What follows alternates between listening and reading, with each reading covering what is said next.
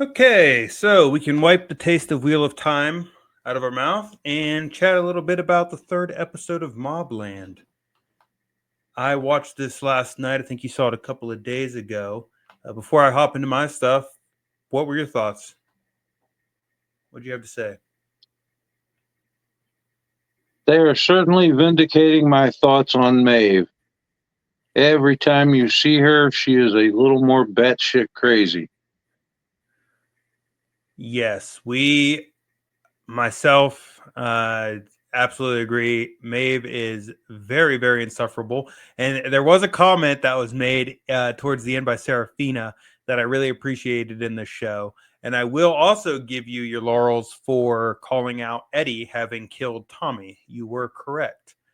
Eddie is batshit crazy as well. And it would, appear Maeve probably had quite a bit to do with that. I'll just go ahead and say I really appreciated Serafina calling out Maeve having married into the Harrigans. It kept pissing me off, like hearing Maeve talk about the Harrigans, do this, do that, blah, blah, blah, blah. It's like, you don't even have the blood. Like, what are you talking about? You married into this family. I don't know. I felt good about hearing that. Yes. My respect for Serafina went up quite a bit. Yeah. And I liked her character anyway.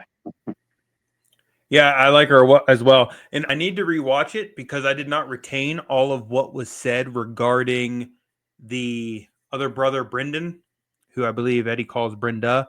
But Brendan and his screw up sound like it cost the family a whole lot of money, among other things that had occurred. So I need to rewatch that to see what his screw ups were and why he was somewhat outcast by the family. But Apparently he lost over $5 million to one thing and a bunch of other money to another. Yeah. And so yeah, I mean a bunch of stuff happened in this episode as well. We got one thing I wanted to say too, now I'm thinking about it, is there was a bomb set off. So the Stevensons, is that their name? Richie Stevenson, yeah. Stevenson. Tommy Stevenson, yeah.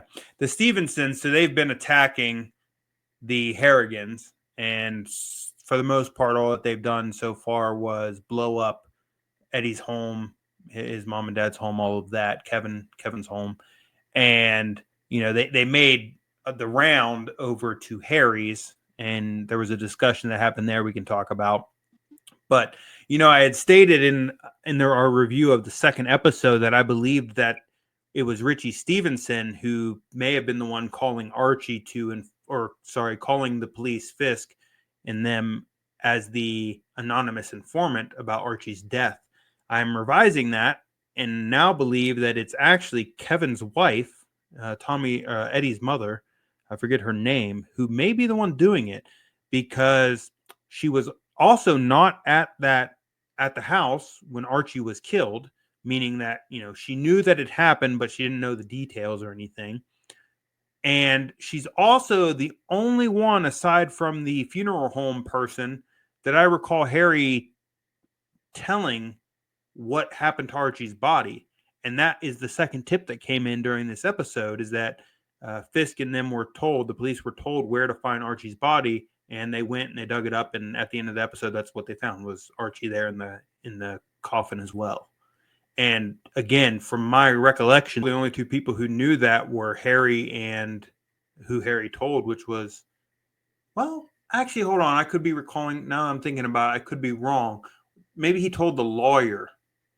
It was the lawyer he told, not Eddie's mom. I could be wrong on this one too. And it wouldn't be the attorney that would have said anything for a variety of reasons. So I don't know. Now I'm not sure at all who it may have been. Well, disregard all of that.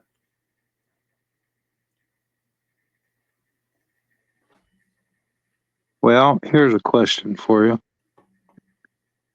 And this is something I've been pondering and turning over in my head. I personally have a huge loyalty to family, such that oh, well, such and such is an asshole. Yeah, but he's our asshole. So, Right. we gotta watch out for him. My thing though is that Eddie obviously was never properly instructed. He was never properly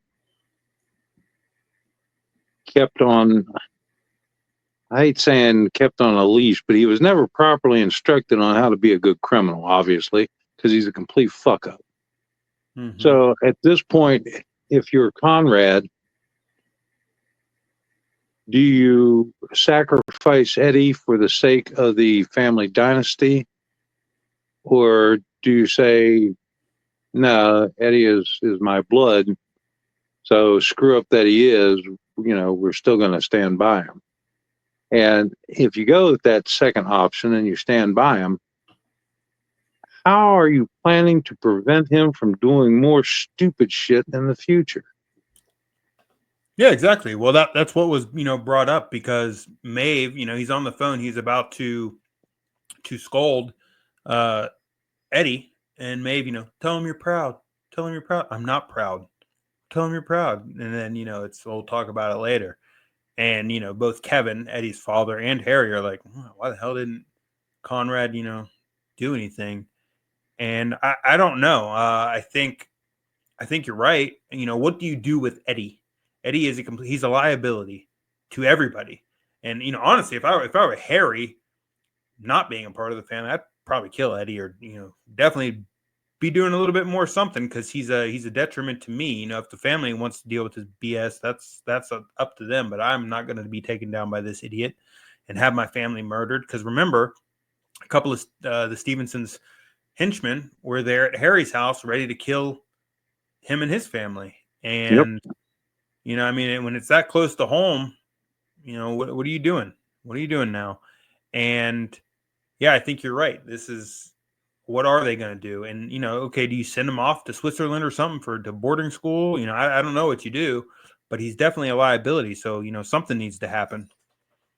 Well, I already said after the episode 2 that, if I were doing this from Harry's perspective, Richie Stevenson and Conrad Harrigan, well, most of the Harrigans, would just have to be dead, because it's time for me to either take over or for me to leave. Because Yeah. obviously these guys are the crumbling portion of the Roman Empire, and they may have built it up, but now they're starting to fall. Yeah, it's something that stood out to me in this episode that I really appreciate. It makes me like Harry even more, is the scene there. He's dealing with all of the stuff that's going on right now with the Stevensons, and then this guy Valjean, I think it is, the bar owner who they have locked up to turn over to the Stevensons as having been paid to butcher Tommy and everything like that.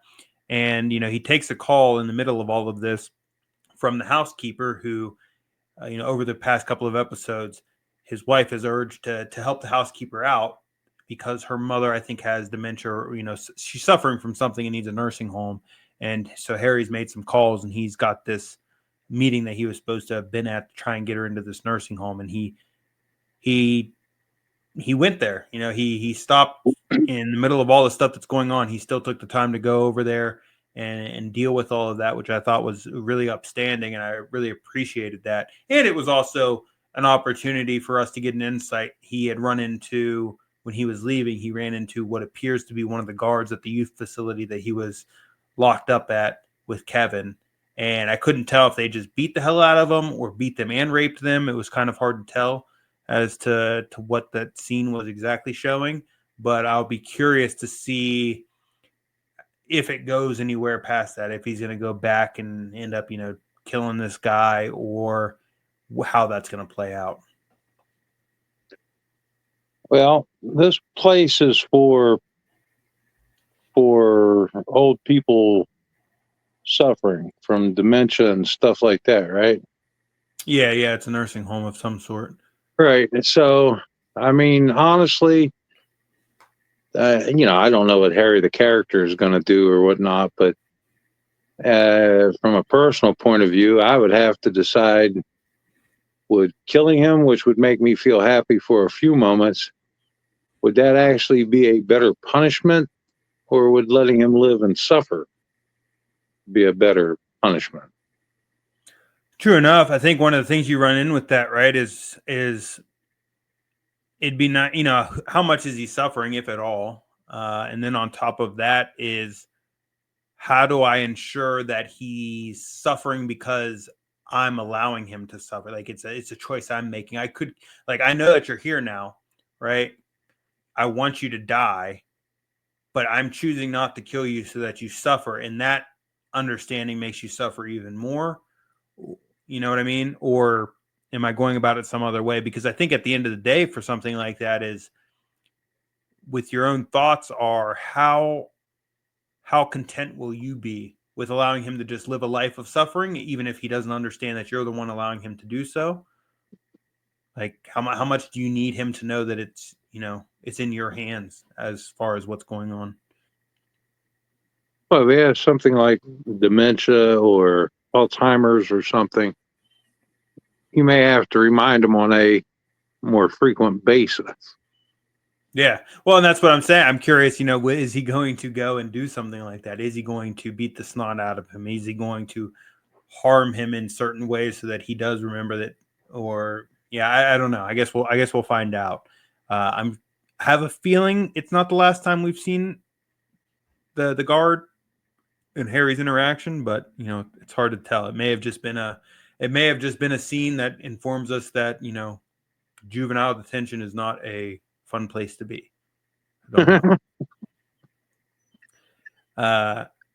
Another big thing that occurred was Eddie's mother screwed up, essentially, is what she said, even to Harry. But she took the meeting with her father along with one of these characters. I don't know exactly who they represent or what they are, but they recorded the conversation where the father's willing to take bribes to set up meetings with the prime minister and everything like that. And now the individual who did that has control of the video and all of that, and I believe is blackmailing to some extent the daughter, Eddie's mom.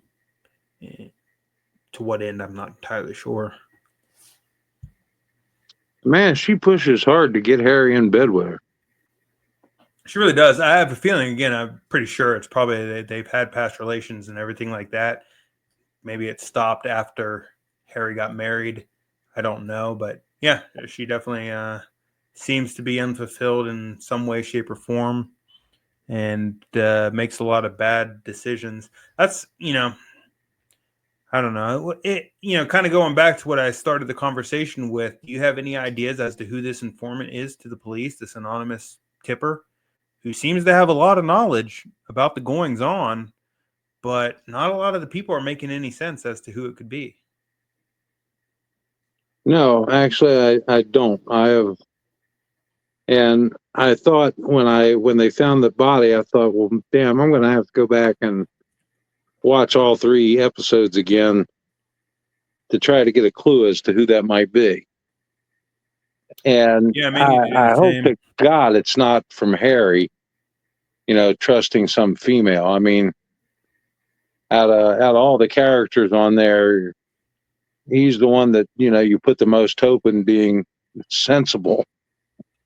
Well, and this is what's kind of crazy. Oh, speaking of that, we need to make a note on the phone use and stuff, because we had mentioned it there in the first episode review. But now that the police have found the body in the coffin and everything, they're easily going to be able to put pressure on the funeral home director and everything. The coroner, or not the coroner, mortician. They can put pressure on them now, and I don't know why they wouldn't,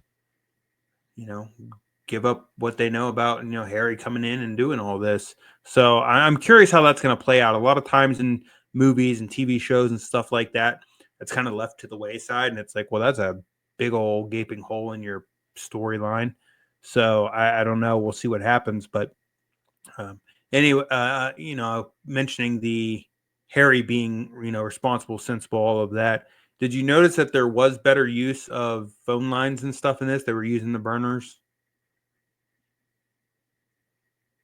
Yes, actually, I do recall. Yeah, even Conrad said it's a burner. Yeah. Yeah, I know and again, I think in some of the season, I don't think it's very consistent, but at least they've shown some of that. Again, from what I've seen with Harry, most of the time it is that little burner phone that he has, I think.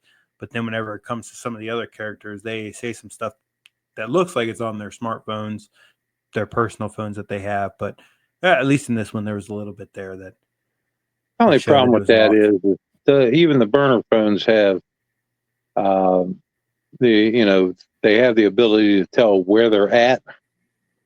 There's also voice recognition. So if you have somebody talking about hiding a body and the GPS shows that it was at Conrad's house and the voice recognition shows that it was Conrad's voice, it doesn't matter if it's a burner phone. Well, it's funny you say that. Depending current day, a few things I'll say to that. I mean, granted, I think that it would be strong, evidence in a case, but that's all that it is. It's evidence. It's not conclusive because one, with voice recognition, for example, look at AI, dude. The amount that you can manipulate with AI and things like that. How are you supposed to prove or disprove that it was somebody's voice? And then on top of that, it's funny because at least here in the United States, it's been used before in court procedures and criminal trials and stuff. That somebody's cell phone and their geolocation and all of that has been used to convict individuals in the past. And if I recall correctly, with the 2020 election that occurred, and there was a whole lot of evidence of folks with the geolocation tracking of folks and ballot drop boxes and different things like that. There were arguments made, and I'd have to look it up if it went through the Supreme Court or what courts that it went through, to where they were trying to say that that type of evidence is useless, essentially. Is that, it doesn't actually indicate that said person was there. It doesn't indicate, that they were the ones that were possessing the phones or this, that, or the other. And it's like, well, you can't have it both ways. You can't both convict somebody, somebody fitting your description robbed the liquor store and your phone puts you there at that location at that time. You can't both convict them there. But then on the other hand, say, well, that same exact evidence pinpointing you to said location and everything doesn't work for this particular type of crime. Again, this is in the U.S., and I know that that's been a contentious topic in terms of how much and how little geolocation with phones could be used. But I mean, I agree. I do agree, though. Well, particularly in the UK with how much is going on with their policing and everything. But yeah, it's definitely not the smartest thing to be talking about all that over the phones. Well, do you think that the bar owner, how do you think that's going to play out? So, Kevin and Harry played up their little scene to basically convince this guy to take ownership of having killed Tommy in order to preserve his wife and kids. And he's now alone with Richie Stevenson after admitting that that's the case. But now Stevenson is planning to torture him to ensure that his story is truthful. Do you think he holds out or what? Well, honestly, I think that depends on one, how much he loves and wants to preserve his wife and children, and two, how good the torturer is that Richie hires. Yeah. My If wife made a good point that, they should have given him some type of poisoning or, I'm thinking about it, maybe dose him up with too much insulin, something like that, so that he dies before he could be tortured too much. well, yeah, give him something that makes it look more like a heart attack, because that would be the most common way to die under torture. Exactly. So you give him something that's going to spike him and get him close to it, and then when the pain starts coming, that pushes him over the edge. Yeah. On the other hand, you have to watch out for that, because if the Stevenson are clued in and they hire a real professional who would be able to determine that, they could then just say, well, you know what? I don't know exactly what happened, but I know that you screwed us. So war's back on. Yeah, and that's where, I didn't understand. I need to rewatch it to pick it up again. But when Conrad and Maeve are in the sauna and they're discussing what steps they could take, the quote unquote plan B, if Harry can't get him out of it, is hiring this Vron person, VRON, Vron individual. I'm not entirely sure what it was that they said that, I think it was a female, that they could do, or what they would do, or any of that. But that appears to be plan B. And the fact that it was brought up and discussed, I'm assuming that the current story that they're going with, where this Valjean is going to be tortured by Richie and everything, I think that is not going to work, and they are going to end up having to go with this plan B. What that entails, I don't know. Need to rewatch that just to even pick up on it. But that was another thing that was discussed. One of the things that I don't understand is, why don't these different groups make better use of professionals? Do you remember Layer Cake? Yep, I need to rewatch it. It's a great movie, though. You remember the wealthy guy, and what he used was former SAS personnel to do what? I mean, I don't remember. I need to, like I said, I need to rewatch that movie. But utilizing professionals to do something. So, for example, Stevenson could have hired like a professional, PI, for example, to figure out what happened to Tommy. Right.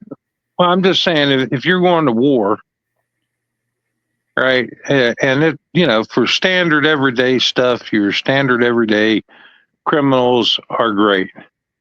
But if you're going to real war, why don't you hire real trained warriors? They have the money, right? And there's certainly sufficient numbers of former SAS and SBS personnel over there.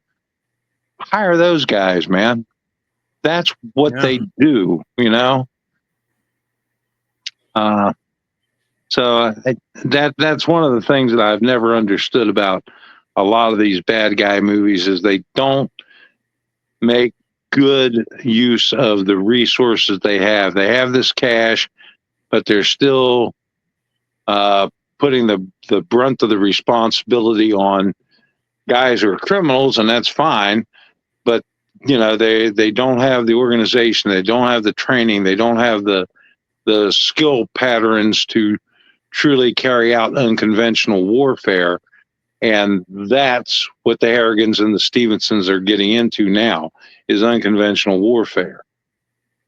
So yeah, that's where it'd make a lot of sense if they took a note out of, government's handbook, where it's not our government that's going in and killing this place, or, displacing that dictator, or this leader or that leader. No, we're going to send the money and the cash to said militia or said resistance group and let them do it. And, nothing comes back on us for it.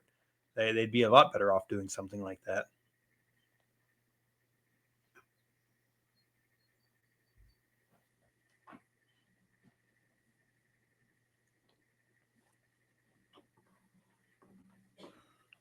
Yeah, I don't know. Of course, if I'm going to complain about it, maybe I should just publish my own stuff. Other thoughts? Anything else that stood out to you for this episode? Anything you wanted to discuss?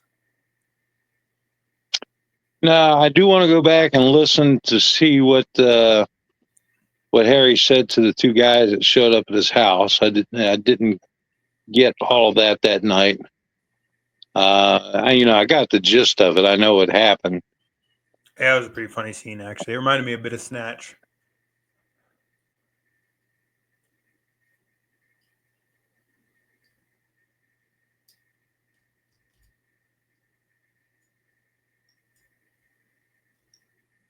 You'll excuse me, I have to keep hitting my mic thing because I'm coughing quite a bit. But then there was one other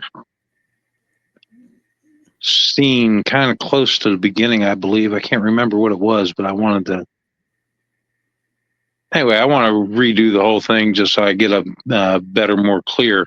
And because I can't figure out who's telling the cops this stuff, I'm probably going to go back and watch all three.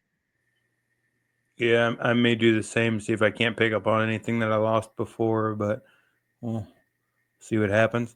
All right, well, until the next episode drops, we'll maybe take a look at the episodes again and refresh our memories as to what's going on, and then we'll review episode 4. So thanks for listening, and if you'd like, check out our Wheel of Time finale, season 3 finale review. Until next time, take care.